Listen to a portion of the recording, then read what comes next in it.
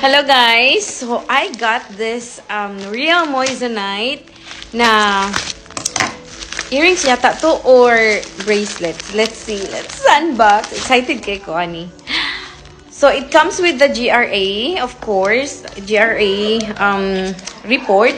Ayan. And this is my second time or third time that I bought jewelry from this store. But anyway, mayroon siyang polishing cloth. And this one I got, let's see. So let's open it. Because I bought two.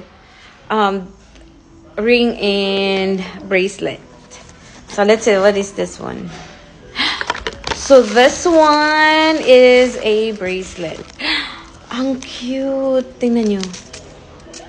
Ayan. So this is the Lucky Clover design na moissanite. So kung naghanap kayo ng mga moissanite in the Sterling 925 settings, hala, ang cute niya, girl.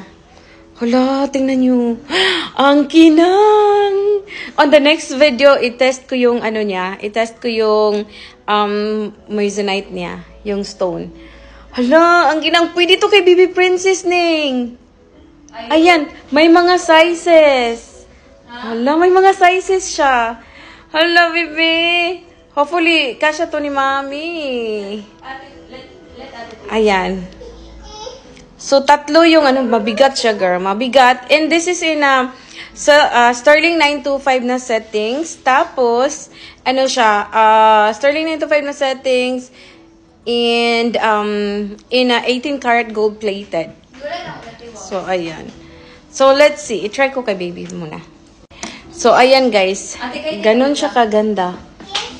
Ayan. Basta, hindi ko ma-focus, pero basta, guwapa siya. So, i-try na to ni. Hala, ka cute. Look at that.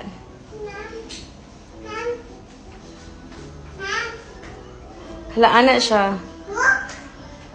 Ang cute. Ang cute niya. Ang cute. So, i-ano ko sa, yung back cam. So, ganito siya kaganda pag nasa back cam. Hala, ang kinang. Nakaka-amaze. Mabigat siya. Ayan, may weight talaga siya. Ayan, sobrang nice. I-share ko na lang yung link if you guys are interested.